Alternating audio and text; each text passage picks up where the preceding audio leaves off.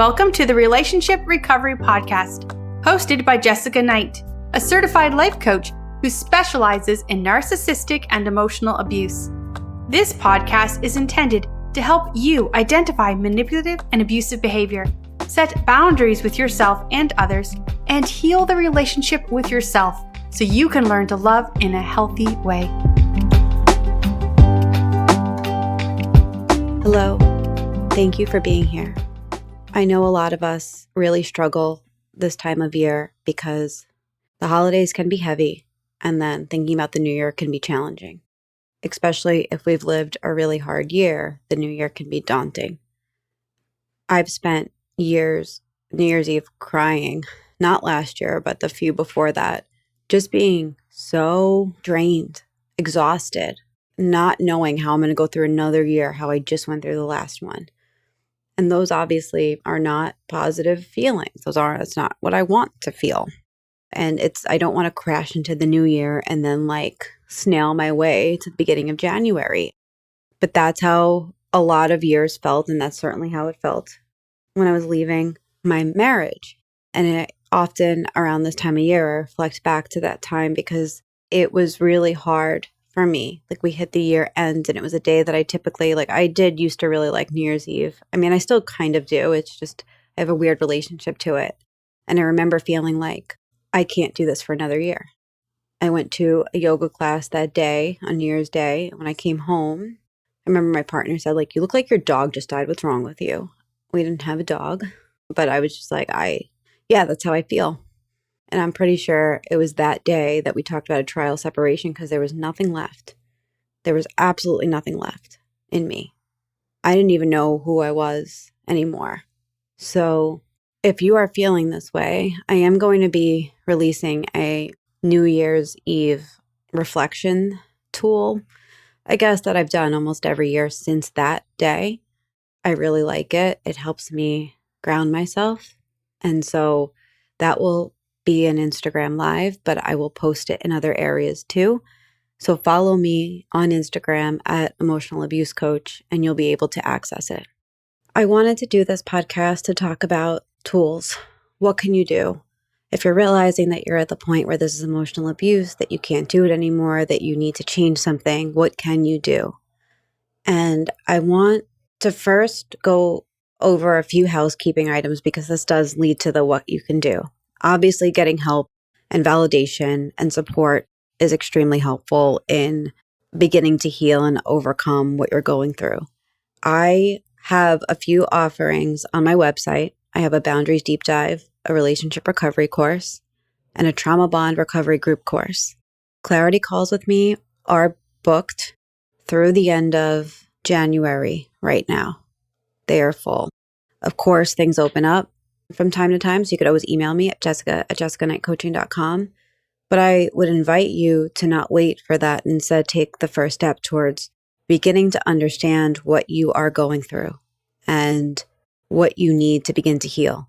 And so I'm going to talk through 3 tools that really helped me when I was understanding that it was emotional abuse and needed to begin to get clear and work through it. The first is I started to educate myself. So I read books on narcissism.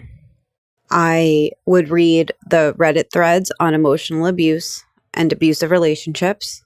When there was a consistent behavioral pattern, I would Google it, and I would really start to educate and understand what was happening. I didn't think things were normal anymore. I almost took the approach of it's not normal. And so if it's not normal, I need to figure out what's going on.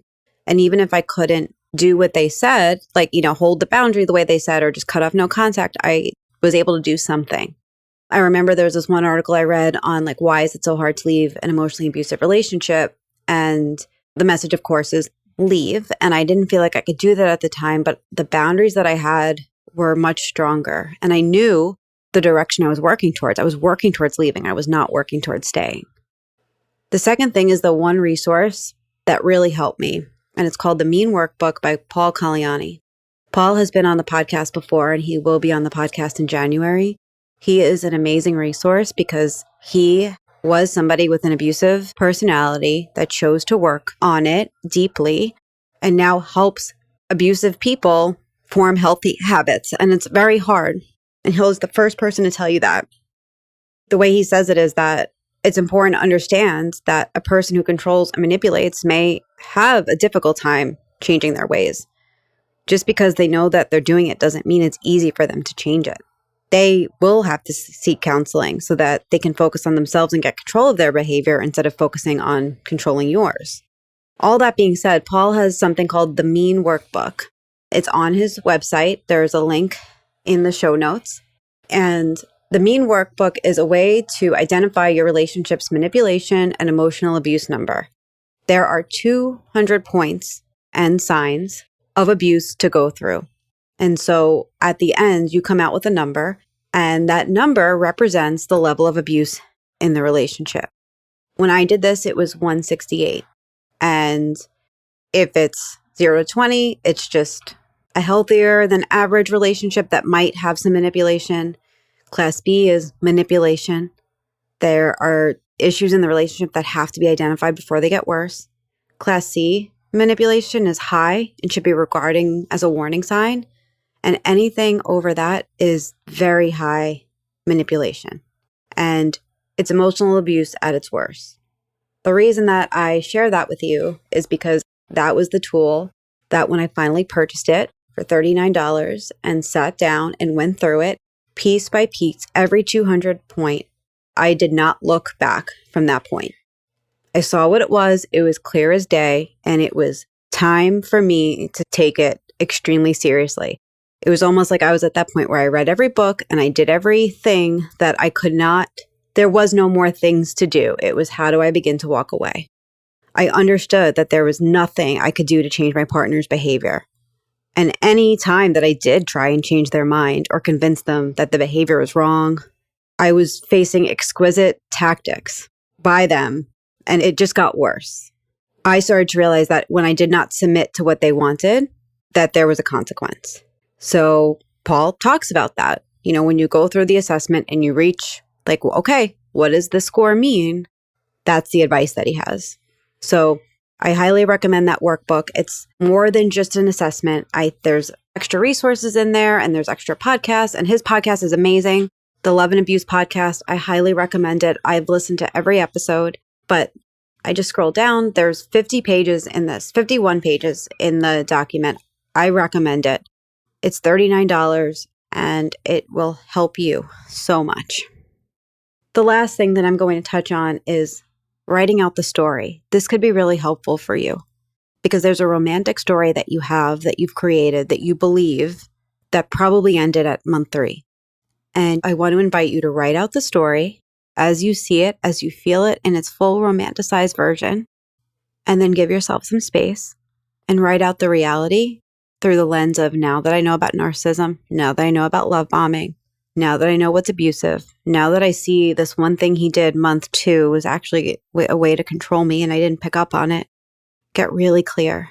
If this part's hard, just try and do a timeline, like month 1, month 2, month 3. This helps you get right with the reality. When you're trauma bonded, you're not in reality. That part of your brain is turned off, and we want to connect you back to it. I hope this was helpful. If you need support, you could always find me at Emotional Abuse Coach on Instagram. You could email me at jessica@jessicaknightcoaching.com. You can check out my work, my courses, my programs at emotionalabusecoach.com. And I have so much in store for the new year.